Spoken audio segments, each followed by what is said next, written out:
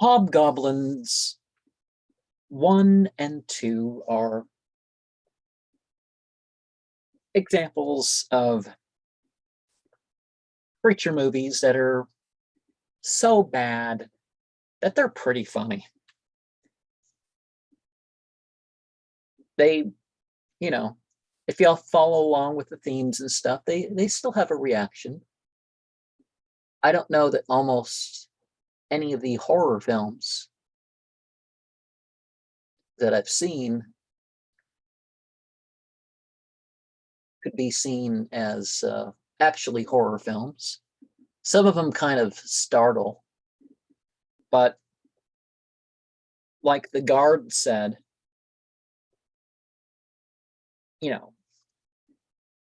before and after the mental hospital in the series, basically it's about guarding your mind.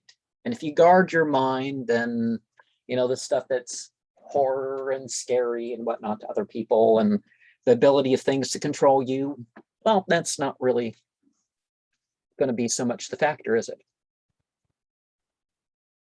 And some entities, you might not have to tell them your fears and your desires and illusions and delusions. If you allow them to pass through your thoughts and physical manifestation in any way, perhaps they'll know. And they'll be able to do something with it that you don't want them to do with it. And just like the stories of demonic pacts, you hear all this stuff, oh, people want this and this, and well, you got to be a little bit more specific about what you want. And sometimes getting what you want, whether it's because other people have been tempted towards likewise for taking it, or whether it comes through some other means, well, perhaps all the details weren't worked out. And one theme that you have in the movie, and you have in a lot of these B horror films, is that well, we only have one rule here, and the person breaks the one rule. I mean, they don't necessarily say it like that, but they're like, oh, that's not important, go over there, or and they go over there and there's something going on. But guarding your mind is not just a process of saying no. There's things you can give permission to, and then other things follow. Like the people talk about you can't fight that a little sin, that sort of song.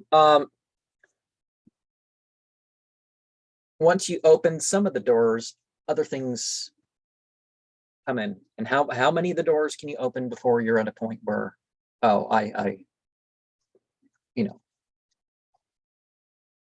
the bigger things in life, good or bad, usually don't come with just one decision. It's little decisions along the way.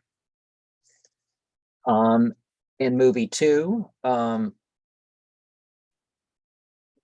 there's not the deaths and stuff like that of the first movie. There's not the blood and gore, and the puppets jumping on people.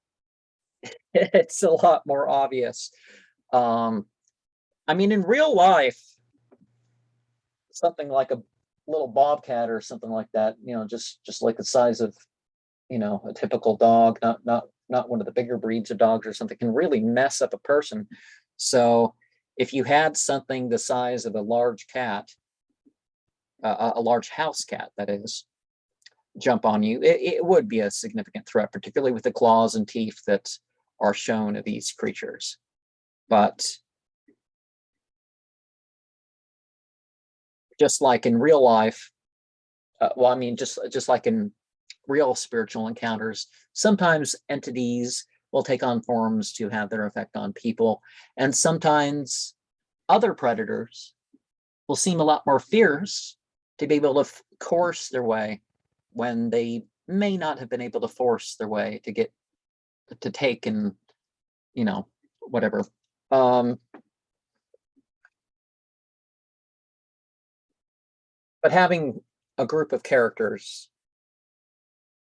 figure out what their fears are and what they came from and dealing with that, and people survive, and once the puppet master, well, I mean, not the people holding the puppets, because you don't see the people holding the puppets like that Childhood's End movie.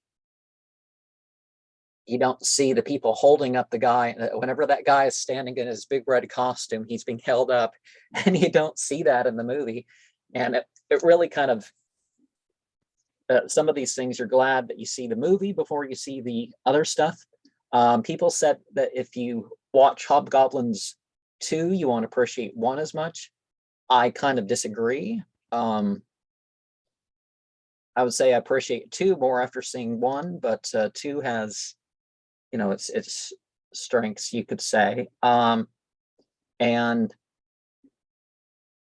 I don't think any of them have, any of these have just gratuitous, just pointless violence.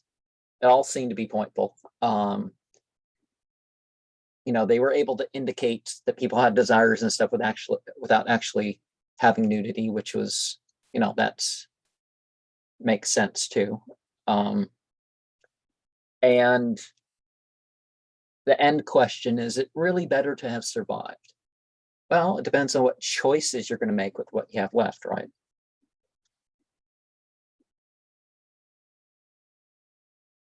But, I like these sort of movies. Well, not all these sort of movies. There's really only a handful. You can watch Gremlins, and you can watch Ghoulies, and you can watch Troll, and a lot of the bigger budget movies that we see nowadays. Maybe it's because I kind of get into there's some sort of psychological or, well, I get that includes thoughts and emotions, sort of thing going on. And they often have a love interest. Some people are just, more or less animals, and some people are trying to be good, and some people don't care. Some are trying to be bad.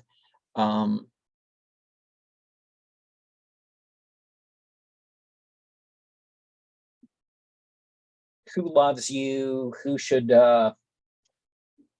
you love? Or perhaps who should you love as a verb versus as a noun? Because maybe it's real love of some sort or another. Or, so what to do about that tends to be one of these themes.